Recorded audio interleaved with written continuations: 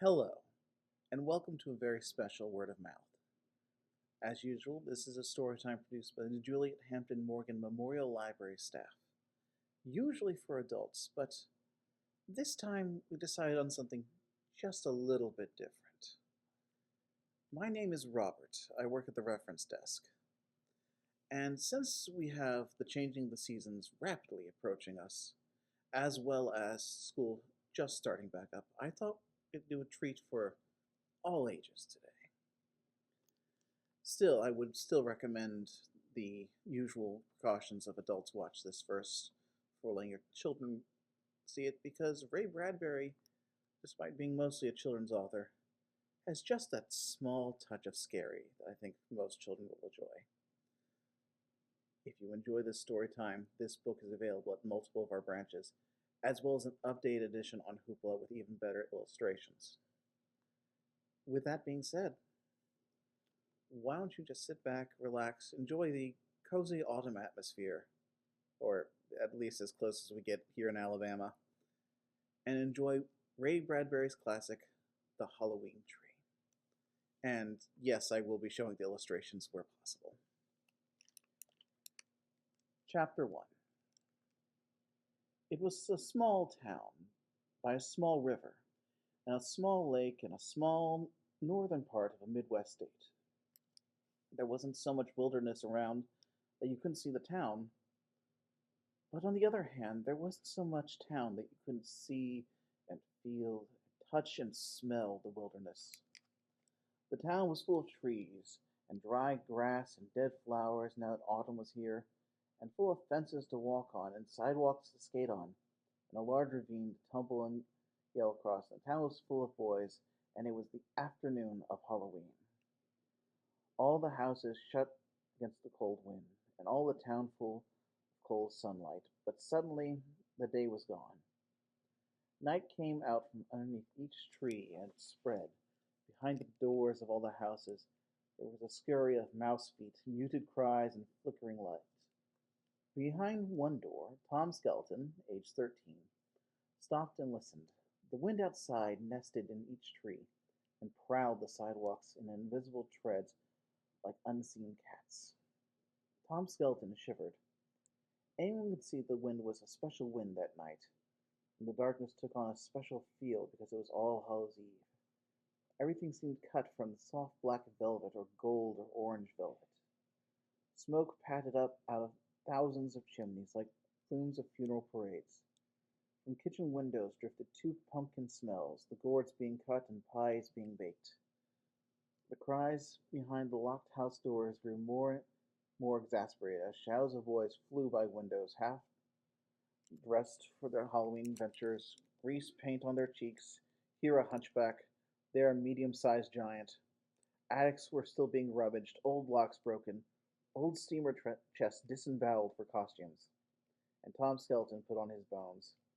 He grinned at the spinal cord, the rib cage, and kneecap stitched in white on black cotton. Lucky, he thought. What a name you've got, Tom Skelton. Great for Halloween. Everyone calls you Skeleton, so what do you wear? Bones. Wham! 8 front doors banged shut. 8 boys made a series of beautiful leaps over flower pots, rails, dead ferns, bushes, and landing over dry, stretched front lawns.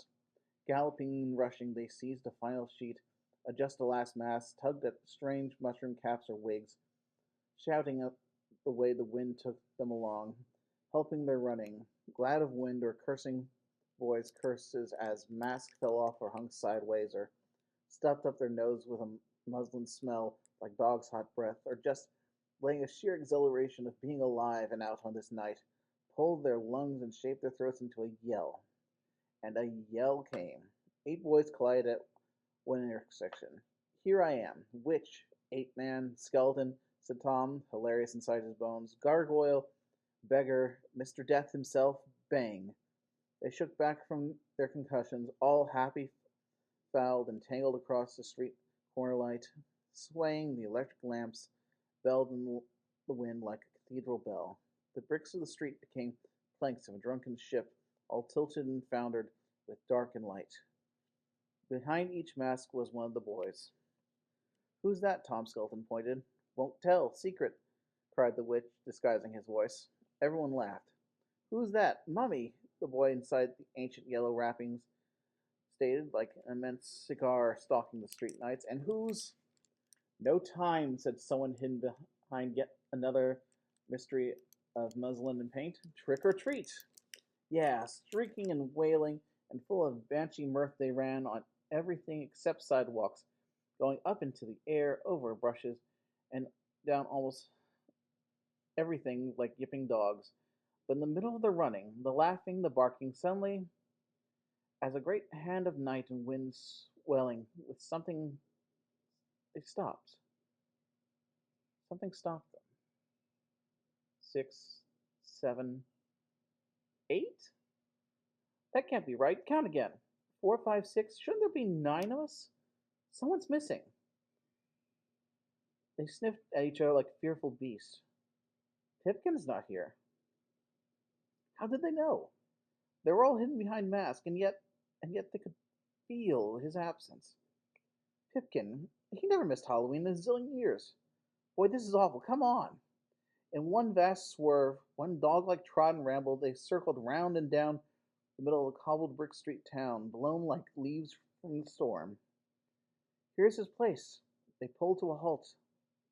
There was Pipkin's house, but not enough pumpkins in the windows, not enough corn stalks on the porch, not enough spooky things peering out through the dark glass in the high upstairs tower room. Gosh, someone said. What if Pipkin's sick? It wouldn't be Halloween without Pipkin. Not Halloween, they moaned. And someone threw a crabapple at Pipkin's front door. It made a small thump, like a rabbit kicking wood. They waited, sad for no reason, and lost for no reason. They thought of Pipkin and Halloween that might have been a rotten pumpkin with a dead candle in it. Pipkin wasn't there. Come on, Pipkin, come on out and save the night. Chapter 2. Why were they waiting? Afraid for one small boy. Because Joe Pipkin was the greatest boy who ever lived. The grandest boy who ever fell out of a tree and laughed at the joke. The finest boy who ever raced around the track, winning and then, seeing his friend a mile back somewhere, stumbled and fell, waited for them to catch up the whole time, and joined, right neck and neck, breaking the winner's tape. The jolliest boy who ever hunted out all the haunted houses in town, which are hard to find, and came back to report on them and take all the kids to ramble through the basements and scramble up the ivy outside bricks and shout down the chimney to make water off the roofs, hooting and chimpanzee dancing and ape bellowing. The day Joe Pipkin was born, all the orange crush and Nehi soda bottles in the world fizzed over, and joyful bees swarmed countrysides to sting all the ladies. On his birthdays, the lake puddled out from the shore in the midsummer and ran back with a tidal wave of boys, a big leap of bodies, and a downcrush of laughers. Dawns, lying in bed, you heard a bird peck at the window. Pipkin. You stuck your head out into the snow water clear summer morning air. There in the dew, on the lawn, rabbit print showed where just a moment ago not a dozen rabbits, but one rabbit, had circled and crisscrossed in a glory of life and exultation, bounding hedges, clipping ferns, and trampling over them. It resembled the switchyard down at the rail depot. A million tracks in the grass, but no, Pipkin. Here and there he rose up like a wild summer flower in the garden. His great round face burnished with fresh sun. His eyes flashed Morse code signals of hurry up, it's almost over, what, today, now, 6 a.m., dive down, wade in it, or quick, this summer, before you know, bang, it's gone, quick. And he sank away into sunflowers to come up all like onions. Pipkin, oh dear Pipkin, finest and loveliest in the town. He had run so fast no one knew. His tennis shoes were ancient. They were colored green of forest and jogged through, brown from old harvest trudges through September a year back, tar stains from sprints along the docks and beaches, where all the coal barges came in, yellow from careless dogs, splinter filled from climbing wooden fences, His clothes were scarecrow clothes, worn by Pipkin's dogs all night, loaned to them for strolls through the town, with chew marks around the cuffs and fall marks on the seat. His hair was a great hedgehog bristle of bright brown blonde daggers sticking in all directions. His ears were all peach fuzz. His face bitten with dust and all the good smell of Arundels and peppermints and stolen peaches from the far country orchards. Pipkin, an assemblage of speed, smells, and textures, a cross section of all the boys who ever ran, fell, got up, and ran again. No one in all their years had ever seen him sitting still. It was hard to remember in school, in one seat, for 1 hour. He was the last into the schoolhouse and the first to explode out when the bells ended the day. Who yodeled and played kazoo and hated girls more than all the other boys in the gang combined. Pipkin, whose arm around your shoulder, his secret whispered of great doings this day, protected from the world. God got up early just to see Pipkin come out of his house like one of those people on the weather clock, and the weather was always fine where Pipkin was. Pipkin. There they stood at his door. Any moment now the door would be opened wide. Pipkin would jump out with a blast of fire and smoke, and Halloween would really begin. Come on, Joe. Come on, Pipkin, whispered one of them. But then the front door did open. Chapter 3. Pipkin stepped out. Not flew, not banged, not exploded. Stepped out. And came down the walk to meet his friends. Not running, not wearing a mask. No mask? But moving like an old man almost. Pipkin, they shouted to scare away the uneasiness. Hi, gang, said Pipkin. His face was pale. He tried to smile, but his eyes looked funny. He was holding his right side with one hand as if he had a boil there. They all looked at him. He took his hand away from his side. Well, he said with enthusiasm, are you ready to go? Yeah, but you don't look ready, Tom said. You sick? On Halloween? Pipkin said. You kidding? Where's your costume? You go on, I'll catch up. No, Pipkin, we'll wait for you. Go on, said Pipkin, saying it slowly, his face deathly pale now, and his hands back on his side. You got a stomachache? Said Tom. You told your folks. No, I can't. Tears burst from Pipkin's eyes. It's nothing, I tell you. Just go straight out toward the ravine. Head for the house there, okay? The place of the haunts, yeah? Meet you there? You swear? Swear. Wait till you see my costume. The boys began to back off. On the way, they touched his elbow or knocked against him gently, or ran their knuckles along his chin in a fake fight. Okay, Pipkin, as long as you're there. I'm sure. He took his hand away from his side. His face's color seemed to be, for a moment, as if the pain were gone. On your mark, get set, go! When Joe Pipkin said go, they went. They ran. They ran backward halfway down the block so they could see Pipkin standing there waving at them. Hurry up, Pipkin! I'll catch you, he shouted from long away, and the night swallowed him. They ran. They looked back again, and he was gone. They banged doors. They shouted trick or treat as their brown paper bags began to fill to incredible swells with sweets. They galloped with their teeth glued shut with pink gums, and they ran with red wax whips bedazzling their faces. But all the people who met them at the door looked like candy factory duplicates of their own mothers and fathers. It was like never leaving home. Too much kindness flashed from every window and every portal. When they wanted to hear dragons belch in basements and bang on castle doors, they didn't. And so, still looking back for Pipkin, they reached the edge of town and raced to the place where civilization fell away into darkness. The ravine. The ravine, filled with varieties of night sounds, lurking of black ink-stained streams and creeks, lingering of autumns that rolled over in fire and bronze and died 1,000 years ago. From this deep place sprang mushrooms and toadstools and cold stone fog and crawdad and spider. There was a long tunnel down there under the earth, in which poisoned water dripped, and the echoes never ceased calling, come, come, come, and if you will stay forever, forever drip, rustle, run, Rush, whisper, and never go. Never go. Stay. The boys lined up on the rim of the darkness, looking down.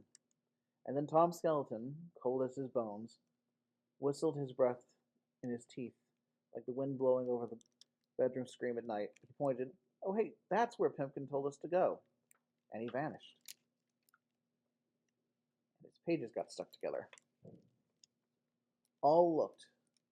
They saw his small shape race down the dirt path to 100 million tons of night, all crammed in that huge dark pit, that dank cellar, that deliciously frightening ravine.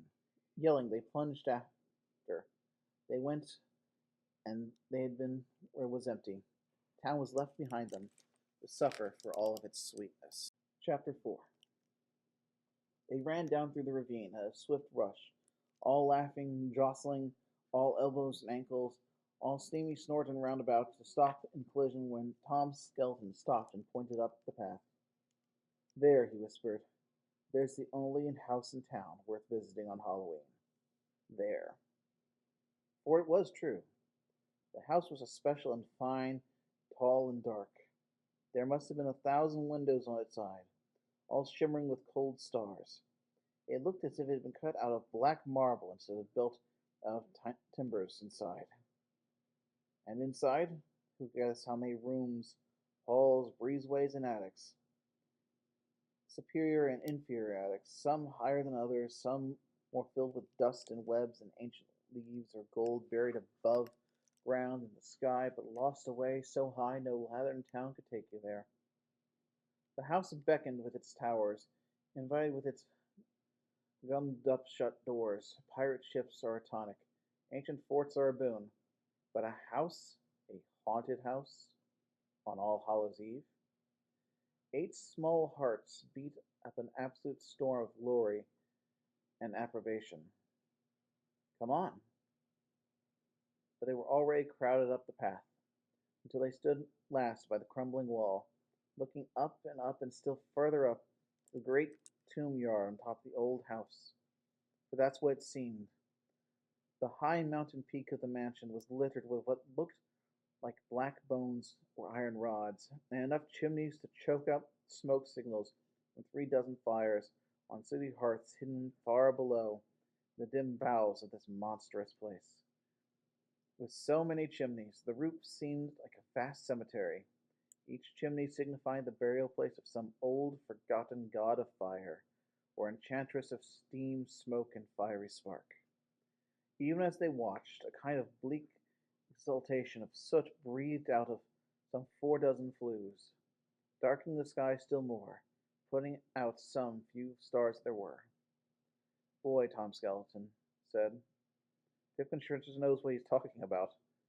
Boy, they all said, agreeing. They crept around the weed-infested path towards the crumbling front porch. Tom Skeleton alone hitched his bony foot up the front porch's first step. The others gasped at his bravery. So now, finally in a mob, a compact mass of sweating children moved up to the porch amid fierce cries of the planks underfoot and shudderings of their bodies. Each wished to pull back, swivel about, and run, but found himself trapped against the boy behind or in front of him or to the side. So, with pseudopod thrust out there like amoebic forms, the large respiration of boys leaned and made a run and stomp to the front door of the house, which was as tall as a coffin and twice as thin. They stood there for a long moment, various hands reaching out like the legs of an immense spider, as if to twist the cold knob or reach for the knocker of the front door. Meanwhile, the wooden flooring of the porch sank and wallowed beneath their weight, threatening at every shift of proportions to give way and fling them to some cockroach abyss below. The planks, each tuned to A or an F or a C, sang out their uncanny music as heavy shoes scraped upon them. And if there had been time, and if it were noon, they might have danced out a cadaverous tune or a skeleton's rigadoon, for who could resist the ancient porch, which is like a giant xylophone, only wants to be jumped on to make music? But they were not thinking this. Henry Hank Smith, for that's who it was, Hidden inside his black witch costume, cried, "Look!" And all looked at the knocker on the door. Tom's hand trembled out to touch it. A Marley knocker. What? You know Scrooge and Marley, A Christmas Carol? Whispered Tom. Indeed, the face that made up the knocker on the door was the face of a man with a dread toothache, his jaw bandaged, his hair askew, his teeth prolapsed, and his eyes wild. Dead as a doornail Marley, friend of Scrooge, inhabitor of lands beyond the grave, doomed to wander this earth forevermore, until— Knock, said Henry Hank. Tom Skeleton took hold of the old Marley's cold and grizzled jaw, lifted it, and let it fall. All jumped at the concussionous sound. The entire house shook. Its bones ground together, shades snapped, furled up in the windows blinked wide their ghastly eyes. Tom Skeleton and Cat leapt to the porch rail, staring up. On the rooftop, weird weathercocks spun. Two-headed roosters whirled and sneezed away. A gargoyle on the western rim of the house erupted twin snorts of rain-funneled dust. And down the long, snaking serpentine rains about the house, after the sneeze had died and the weathercock ceased spinning, vagrant wisp of autumn leaf and cobwebs fell, gusting out into the dark grass. Tom whirled to look at the faintly shuttered windows. Moonlit reflections trembled in glass, like schools of disturbed silver minnows. Then on the front door gave a shake, a twist of a knob, a grimace of its Marley knocker, and flung itself wide. The wind made by the sun opening the door almost knocked the boys off the porch. They seized one another's elbows, yelling. The darkness within the house seemed to inhale. A wind sucked through the gaping door. It pulled the boys, dragged them across the porch. They had to lean back so as not to be snatched into the dark, deep hall. They struggled, shouted, clutched the porch rails, but then the wind ceased. Darkness moved within darkness. Inside the house, a long way off, someone was walking towards the door. Whoever it was must have been dressed in all black, for they could see nothing but a pale white face drifting on the air. An evil smile came and hung in the doorway before them. Behind the smile, a tall man hid in shadow. They could see his eyes now, small pinpoints of green, fire, just like little charred pits in their sockets, looking out to them. Well, said Tom, trick or treat? Trick, said the smile in the dark. Treat. Yes, sir. The wind played like a flute in the chimney somewhere, an old song about time in dark places. The tall man shut up his smile like a bright pocket knife. No treats, he said. Only trick. The door slammed. The house thundered with showers of dust. Dust puffed out the rainspouts again in fluffs, like an emergency downpour of drowning cats.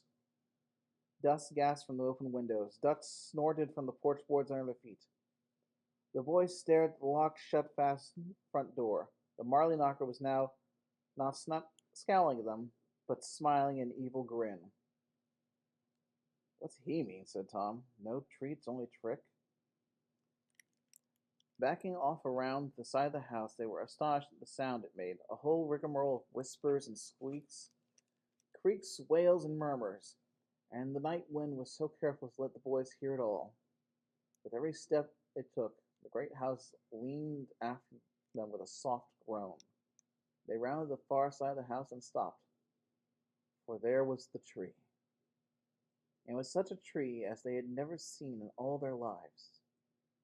It stood in the middle of a vast yard behind a terrible, strange house, and its tree rose up some 100 feet in the air, taller than the higher roofs, and full round and well branched, covering all over with a rich assortment of red, and brown, and yellow autumn leaves. But, whispered Tom, oh, look, what's up in the tree? For the tree was hung with a variety of pumpkins of every shape and size, a number of tints and hues, and smoky yellow and orange bright faces. A pumpkin tree, someone said. No, said Tom. The wind blew amongst them, and a high branch tossed their bright burden softly. A Halloween tree, said Tom. And he was right. And here's a little drawing of it. I told you there were pictures. There's actually been one of a mask every single chapter. Speaking of which, Chapter 5. The pumpkins on the tree were not mere pumpkins. Each had a face sliced into it. Each face was different. Every eye was a stranger eye. Every nose a weirder nose. Every mouth smiled hideously in some new way. There must have been 1,000 pumpkins on the tree, hung high on every branch. 1,000 smiles, 1,000 grimaces, and twice times 1,000 glares and winks and blinks and leering of fresh-cut eyes. As the boys watched, a new strange thing appeared. The pumpkins began to come alive. One by one, starting at the bottom of the tree nearest pumpkins, candles took fire within the raw interiors. This one and then that, and all this and then another. Up on up, around, 3 pumpkins here, 7 here still higher. A dozen clustered beyond, 100, 500, 1,000 pumpkins lit their candles, which is to say, brightened up their faces, shone fire in the square around their curiously slanted eyes. Flames gutted their toothless mouths, sparks leaped out the ripe-cut ears. And from somewhere, 2 voices, 3 or maybe 4 voices, whispered and chanted a kind of sing-song or old sea shanty of sky. And time on this earth turned over into sleep. The rainspouts blew spider dust. It's big, it's broad. A voice smoked from the rooftop chimney. It's broad, it's bright. It fills the sky all Halloween's night. From the open window somewhere, cobwebs drifted. The strangest sight you've ever seen. The monster tree on Halloween. Candles flickered and flared. The wind crooned in. The wind crooned itself over the pumpkin's mouth, turning the song. The leaves have burned to golden red. The grass is brown, the old year dead. But hang the harvest high, O sea, the candle constellations on the Halloween tree. Tom felt his mouth stir like a small mouse, wanting to sing along. The stars they turn, the candles burn, and the mouse leaves scurry, and the cold wind born. A mob of smiles shine down on thee, from the gourds hung high on the Halloween tree. The smile of the witch, and the smile of the cat, the smile of the beast, and the smile of the bat, the smile of the reaper taking his fee, all cut and glimmer the Halloween tree. The smoke seemed to sift from Tom's mouth. Halloween tree. And all the voice whispered, a Halloween tree. And then there was silence. And during the silence, the last of the triples and quadruples of All Hallows tree candles were lit in titanic constellation, woven up through the black branches and peeking down through twigs and crisp leaves. And the tree had now become one vast, substantial smile. The last of these pumpkins were now lit. The air around the tree was a summer breath warm. The tree exhaled a sooty, soft smoke and raw pumpkin smell upon them. Gosh, said Tom Skeleton. Hey, what kind of place is this? Said Henry Hank, the witch. I mean, first the house, that man, and no tricks, treats, only tricks, and now I never saw a tree like this in my life. It's like a Christmas tree, only bigger, and all the candles and pumpkins. What's it mean? What's it celebrate? Celebrate? A vast voice whispered somewhere, perhaps in the chimney soot below. Or perhaps all the windows of the house opened their mouths at the same moment, sliding up and down, announcing the word celebrate with breath that breathes out darkness. Yes, said the gigantic whisper, which trembled the candles and pumpkins. Celebration. The boys leapt around, but the house was still. The windows were closed and brimmed with pools of moonlight. Last one in is an old maid, cried Tom suddenly. and the bond of leaves waiting like old fires, old gold. The boys ran and dived into the huge pile of autumn treasure. And in the moment of diving, about to vanish beneath the leaves in crisp swarms, yelling and shouting and shoving, there was an immense gulp of breath seizing on the air. The boys yelped, pulled back as if an invisible whip had struck them. From coming up out of the pile of leaves was a bony white hand all by itself, and it followed, all smiles, hidden one moment, but now revealed and slid upward, was a white skull. And what had been a delicious pool of oak and elm and poplar leaves to thrash and sink and hide into, now became the last place on all this world the boys wanted to be. For the white bony hand was flying on the air, and the white skull rose to hover before them. And the boys fell back, colliding, sneezing out their air in panics, until one wild mass they fell flat on the earth and writhed and tore the grass to fight free, scrambling, trying to run. Help, they cried. Oh, yes, help, said the skull. The peal after peal of laughter froze them further as the hand upon the air, the bony skeleton hand, reached up, took hold of the white skull face, and peeled it down and off. The boys blinked once behind their mask. Their jaws dropped, though none of them could see them dropping. A huge man in dark clothes soared up out of the leaves, taller and yet taller. He grew like the tree. He put out branches that were his hands. He stood framed against the Halloween tree itself, outstretched arms and long white bony fingers festooned with orange globes of fire and burning smiles. His eyes were pressed tight as he roared his laughter. His mouth gaped wide to let an autumn rush of wind out. Not treat, boys. No, not treat. Trick, trick, trick. They lay there waiting for the earthquake to come, and it came. The tall man's laughter took hold of the gourd and came in a shake. This tremor passed through their bones, came out of their own mouths, and came out the form of still more laughter. They sat up amid the ruins of the thrashed-about leaf pile, surprised. They put their hands to their masks to feel the hot air leaping out small gusts of echoing mirth. They looked up at the man as if to verify their surprise. Yes, boys, that was a trick. You'd forgotten? No, you never knew. And he leaned against the tree, finishing out his fits of happiness, shaking the trunk, making 1,000 pumpkins shiver and the fires inside smoke and dance. Warned by their laughter, the boys got up to feel their bones to see if anything was broken. Nothing was. They stood in a small mob under the Halloween tree, waiting, for they knew this was the only beginning of something new and special and grand and fine. Well, said Tom Skeleton. Well, Tom, said the man. Tom, cried everyone else. Is that you? Tom and the skeleton mask sniffed.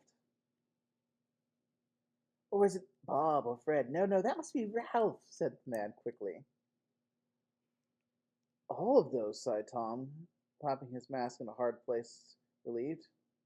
Yeah, all, said everyone. The man nodded, smiling.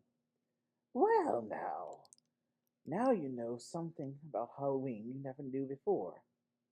How did you like my trick? Yeah, trick? Yes, trick, the boys, catching fire with the idea. It made all the good glue go out of their joints and put a little dust of sin in their blood.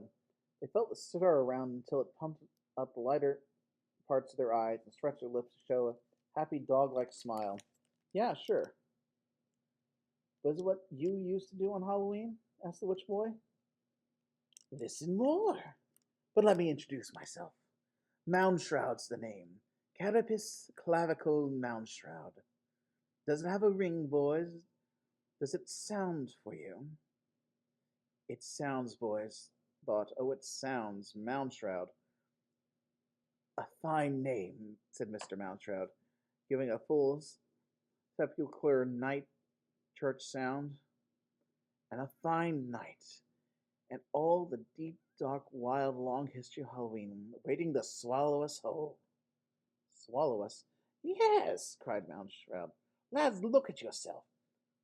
Why are you, boy, wearing a skull's face? And you, boy, carrying a scythe? And you, made up like a witch? And you, and you, and you. He thrust a bony finger at each mask. You don't know, do you? You just put on those faces and those old mothball clothes and jump out. But you don't really know, do you?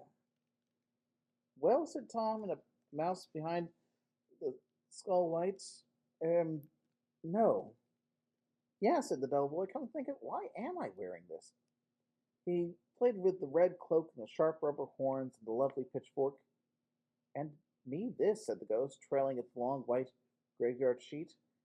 And all the boys were given to wonder, and touch their own costumes, and refit their own mask. Then wouldn't it be fun for you to find out? Said Mr. Moundshroud. I'll tell you, no, I'll show you. If only there was time. It's only 6:30. Halloween's barely begun, said Tom in his cold bones. True, said Mr. Moundshroud. All right, lads, come along. He strode and they ran. At the edge of the deep, dark night ravine, he pointed over the rim of the hills and the earth. Away from the lights of the moon, under the dim dark of strange stars, the wind fluttered his black cloak and the hood that half-shadowed, now half-revealed, almost fleshless face. There, do you see it, lads? What? The undiscovered country. Out there. Look long, look deep. Make a feast of it. The past, boys, the past. Oh, it's dark, yes, and full of nightmares. Everything that Halloween ever was lies buried there. Will you dig for bones, boys? Do you have the stuff? He burned his gaze at them. What is Halloween? How did it start, and where, and why? What for? Witches, cats, mummies, dust, and haunts. It's all there in that country from which no one ever returns. Will you dive into that dark ocean, boys? Will you fly in that dark skies? The boy swallowed hard. Someone peeped. We'd like to, but Pipkin, we gotta wait for Pipkin. Yeah, Pipkin sent us to your place. We couldn't go without him. As if summoned in this instant, they heard a cry from far side of the ravine. Hey, here I am, cried a frail voice. They saw a small, frail figure with a lit pumpkin on the far ravine ledge. This way, they all yelled. Pipkin, quick! Coming was the cry. I don't feel so good, but I had to come. Wait for me. Chapter 6. They saw his small figure run down the middle of the ravine on the path. Oh, wait, please wait. His voice became frail. I don't feel well. I can't run. I can't. Pipkin, everyone shouted, waving the edge of the cliff. His figure was small, growing smaller. There were shadows mixed everywhere. Bats flew, owls shrieked, ravens the night clustered like black leaves in the trees. The small boy's running with his lit pumpkin fell. Oh, gasped Moundshroud. The pumpkin's light went out. Oh, gasped everyone else. Light your pumpkin, Pip, light it, Tom shrieked. He thought he saw a small figure scrambling in the dark. Grass below, trying to strike a light, but it was instant of darkness. The night swept in. The great wing folded over the abyss. Many owls hooted, many mice scampered and slithered in the shadows. A million tiny murders happened somewhere. Light your pumpkin, Pip, help! He said in a sad voice. 1,000 wings flew away. The great beast beat the air somewhere like a thundering drum. The clouds, like gauzy scenes, were pulled away to set a clean sky. The moon was there as a great eye. It looked down upon them, an empty path, and Pipkin was nowhere to be seen. Way off, toward the horizon, something dark fritted and danced and slithered away across the cold air. Help! Help! Wailed a fading voice, and then it was gone. Oh, mourned Mr. Mountroud. This is bad. I fear something has taken him away. Where? Where? Blubbered all the boys, cold. To the undiscovered country. The place I wanted to show you, but now. You don't mean that thing in the ravine, it or him or whatever, something was dead. And he grabbed Pipkin and ran. Borrowed is more like it, perhaps to hold him for ransom, said Mountroud. Can death do that? Sometimes, yes. Oh gosh, Tom felt his eyes water. Pip, tonight running so slow, so pale. Pip, you shouldn't have come out. He shouted at the sky, but there was only wind there and clouds flowing off sputtering, like clear river wind. They stood cold and shivering. They looked off to where dark somethings had taken their friend. So, said Mountroud, all the more reason for you to come along, lads. If we fly fast enough, maybe we can catch Pipkin, grab his sweet Halloween corn candy soul, bring it back, pop him in bed, toast him warm, and save his breath. What say, lads? Would you solve two mysteries in one? Search and seek for lost Pipkin, and solve Halloween, all in one fell dark blow. They all thought of All Hallows Night, and the billion ghosts wandering the lonely lanes and cold winds and strange smoke. They thought of Pipkin, no more than a tiny thimble of a boy in sheer summer delight, torn out like a tooth, carried off on the black tide of web and horn and black soot. And almost at once they all murmured yes. Then Mountroud sprang, and he ran, pummeled, he pushed, he raved, Quick now, along this path, up this rise, along this road, the abandoned farm, over the fence. Alley-oop! They leapt the fence and ran stood by the barn that was frosted over with old circus posters. The banners tattered by wild wind panted here and there, 40, 50 years back. Circuses passed through, had left patches and swatches themselves 10 inches thick. A kite, boys, build a kite, quickly. And before we go on any further, let's take another picture. Look, that little moment being described earlier. Little Pipkin in the middle of the night with the moon looking down. So our mystery's begun. And I think we have time for just a little more. Chapter 7. No sooner had they cried this than Mr. Mountroud ripped a great tissue from the side of the barn. It fluttered in his hands. It was the eye of a tiger. Another rip and another ancient poster, the mouth of a lion. The boys heard the roars of Africa down in the wind. They blinked. They ran and scratched with fingernails.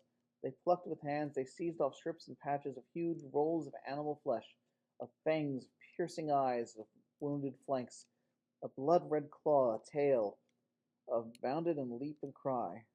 The whole sight of a barn was an ancient parade stopped dead. They tore it asunder, and with each tear they pulled off talon, tongue, or ravening feline eye. Beneath the weighted layer upon layer of jungle, nightmare, delicious encounters with polar bears, panic zebras, milling prides of lions, charging rhinos, clambering gorillas, which pawed up the side of midnight and swung toward dawn. 1,000 of animals in congregation rumbled and be set free. Now free in fist and hand and fingers, whirling on the autumn wind, the boys raced off across the grass. Now Malmström knocked down old fencing railing, beams, and made a rough kite cross, and bound them together with wire, and stood back to receive the gifts of kite paper as the boys flung them in fistfuls. And he tossed them in place upon the frame, and spark-flintingly they fused with burns of strange hands. Hey, the boys cried, look! They had never seen such a thing, or known that men such as Malmström, with a pinch, a clutch, and pressure of finger, might blend an eye with a tooth with mouth, and mouth with a feline bobcat tail, all mingled beautifully together in a single thing. A wild jigsaw puzzle of jungle zoo billowed and trapped pasted and tied, growing, taking color and sound and pattern and eye in the light of an ascending moon. Now another cannibal eye, now another hungry maw, a mad chimpanzee, a most insane mandrill ape, a screaming butcher bird. The boys ran up with last frights handed over and finished the kite. The ancient flesh laid out, fused by the still blue smoke burning from his hands. Mr. Moundshroud lit a cigar with the last bit of fire that sparked out of his thumb and smiled, and the light from his smile showed the kite for what it was, a kite of destructions, of animals so dire and fierce their outcry drowned the wind and murdered the heart. He was pleased, and the boys were too, for the kite somehow seemed to resemble. Why, Tom, a pterodactyl? A what? Pterodactyl, those flying ancient reptiles, gone some billion years back, never to be seen again, replied Moundshroud. Well said, boy. Pterodactyl, it seems it is, and 'twill fly us down when to perdition, or Land's End, or some other fine-sounding place. But now, twine, string, rope, quickly! Filch and carry! They ran the rope off from an old abandoned clothesline strung between the barn and an abandoned farmhouse farther off. A good 90 feet or more of rope they brought Moundshroud, who snaked it through with his fist until it smoked a most unholy smoke. He tied it to the middle of the vast kite, which flapped like a somehow lost and out-of-water manta ray upon this high stretch of strange beast. It struggled with the wind to live. It flapped and floundered at heaves of tidal air, landing down the grass. Moundshroud stood back, gave it a jerk, and lo, the kite flew. It hung upon the air at the end of the clothesline, a dumb brute groveling of wind, veering this way, dashing that, leaping it suddenly to confront them with a wall of eyes, solid teeth, and a storm of cries. It won't rise, it won't go straight. We need a tail. And by that instinct, Tom dived first, seized the kite by its bottom, and hung there. The kite steadied and began to rise. Yes, cried the man. Oh, lad, you are the one. Bright boy, you be the tail. And more, and more. And the kite was slowly ascended, cold river of wind, a swift-flowing air, each boy in turn seizing with the whim, spurred by his wits, and became more and more of a tail. Which is to say, Henry Hank, disguised as a witch, grabbed Tom's ankle, and now the kite had two boys of its magnificent tail, and then Ralph Bangstrom, wound up as a mummy cloth, stumbled over the winding tape, smothered in the burial rags, shambled forth, jumped, and grabbed Henry Hank's ankles. Then it was three for the tail. Wait, here I come, cried the beggar. Underneath his Durran rags was Fred Fryer. He jumped and caught. The kite ascended. Four boys, making the tail, yelled for more length. They got it when a boy dressed as ape-man scrambled and grabbed the ankle, followed by the boy dressed as Death with his scythe, who did dangerously likewise. Watch out with that scythe! The scythe fell and lay in the grass like a lost smile. But the two boys hung down from now were half-washed ankles, and the kite rose more and higher, and in shouts 8 boys hung down, the last two being the ghost, who was George Smith, and Wally Babb, who, inspired, made himself look like a gargoyle fallen off the cathedral. And the boys with elation swooped with the kite, and they took off. And there's that kite, by the way. And as you can see, Tom there as well. Hey, whoosh, the kite purred with 1,000 animal whispers. Wang, the kite was rope strung in the wind. Hush, and the entire thing made the noise. The wind flew high across the stars, leaving Moundshroud to look up with awe at his contraption, his kite, and the boys. Wait, he shouted. Don't wait, come on, the boys yelled. Moundshroud ran along the grass to seize the lost scythe, his cape fluttering in the air, making wings until he, also, very simply, just took off and soared. Chapter 8. The kite flew. The boys hung down from the kite like a fine lizard's tail, now weaving, now looping and snagging and gliding. They yelled with delight, they shrieked in gasps in terror. They rode across the moon in exclamatory fashion. They soared over the hills and meadows and farms. They saw themselves reflected in dusty moon-bright streams, creeks, and rivers. They brushed over ancient trees. The wind, stirred by their passing, shook down whole government mints of coins of leaves. The bright shower of black greased earth flew over the town and thought, "Oh, look up and see where your sons are." And thought, "Oh, look down. There's somewhere our mothers, fathers, brothers, sisters, teachers. Hey, here we are. Oh, someone see us. You'll never believe it." And in the last swoop, the kite whistled, hummed, drummed along the wind, to float over the old house and the Halloween tree where they first met Mountroud. With a swoop, flutter, glide, rush, and hiss. The suction of the swinging bys caused 1,000 candles to flutter, flicker, stutter their lights, and hiss the desire to reflame themselves. So all the hung pumpkins scowled, leered, and wild smiles half snuffed to unhappy shadows. The whole tree went dead for a heartbeat. Then as the kite sang high, the tree blazed with 1,000 new-cut pumpkin frowns, glares, and grimaces. The windows of the house, like black mirrors, saw the kite go away and away. The boys and the kite and Mr. Mountrout were very small on the horizon. And then down they sailed off away deep into the uncovered country of old death and the strange years and the frightful past. "Where are we going?" Tom cried, hanging to the kite's tail. "Yeah, where?" some of the other boys, one after another below.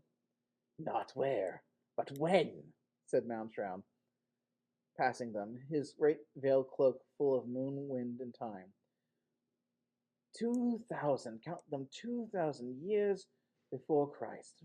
Pipkin's there, waiting. I can smell it. Fly!" The moon began to blink. It closed up its eye, and then there was darkness, until faster and faster it began to wink, to wax, to wane, and to wax again, until 1,000 times over it flickered, and flickering changed the landscape below, and then 50,000 times so they could not see it, and the moon extinguished and relit itself. And then the moon stopped winking and held very still, and the land was changed. "Look," said Mountrout, hung upon the very air above them, and a million tiger, lion, leopard, panther eyes of the autumn kite looked down, as did the boys. And the sun rose, showing them Egypt, the river Nile, the Sphinx, the pyramids. "But," said Mountrout, "notice anything different?" "Why," gasped Tom, it's all new. It's just been built. That means we really have gone back in time 4,000 years." And sure enough, the Egypt that lay below them was ancient sand but new cut stone. The Sphinx, with its great lion paws, treaded out over the golden stuffs of desert, was sharp cut and freshly born from the stone mountains. It was a vast pup in the bright eyes of an empty glare of noon. If the sun had fallen and lay between the paws, it would have cuffed it like a fireball toy. The pyramids, why, they lay like strange shaped blocks. Yet another game to be puzzled over, played out by the woven lion Sphinx. And the kite zoomed down and skirted the sand dunes, flirted over the pyramids, and was drawn as if by suction to an open tomb mouth set in a small cliff. "And presto!" cried Mountrout. With a flap, he gave the kite such a kick that it made the boys toll like clamoring bells. "Hey, no!" they cried. The kite shuddered, fell down, and hovered 10 feet above the dunes, and shook itself like a wild dog ridding itself of fleas. The boys fell safe in the golden sand. The kite broke away into 1,000 shreds of eyes, fangs, shrieks, roars, and elephant trumpetings. The Egyptian tomb mouth sunk them in, and Mountrout laughing with it. "Mr. Mountrout, wait!" Leaping up, the boys ran in the shout of dark tomb doorway. They lifted their gaze and saw where they were. The Valley of the Kings, where huge stone gods loomed above. Dust sifted strange downpours of tears from their eyes, tears made of sand and powdered rock. The boys leaned into the shadows. Like a dry river bottom, the corridor led down to a deep vault, where lay the linen wrapping of dead. Dust fountains echoed and played in the strange courtyard a mile below. The boys ached, listening. The tomb breathed out a sickening exhalation of paprika, cinnamon, and powdered camel dung. Something, somewhere, a mummy dreamed, coughed in its sleep, unraveled a bandage, twitched its dusty tongue, and turned over for another 1,000-year snooze. Mr. Moundshroud? Cried Tom. But Tom's cry might be better served for us later. That's right. I'm stranding you all 2,000 or 4,000 years in the past, trying to figure out all this. You want to find out how the boys get back and what's really going on? Well, I only read maybe a third of this book. Yes, about a third. And I'll leave the other 2/3 for you. We have copies of Ray Bradbury's The Halloween Tree in many of the libraries in the system. If you want it, you can get a hold on it pretty quickly, and it'll fly to you like we usually do. There's also a copy on Hoopla, if you're interested, which has an audiobook version as well. Those have the updated full-color illustrations. These have these lovely black and white ink drawings that wait for you. At least our physical copies do. And with that being said, this has been Word of Mouth. Happy fall, y'all.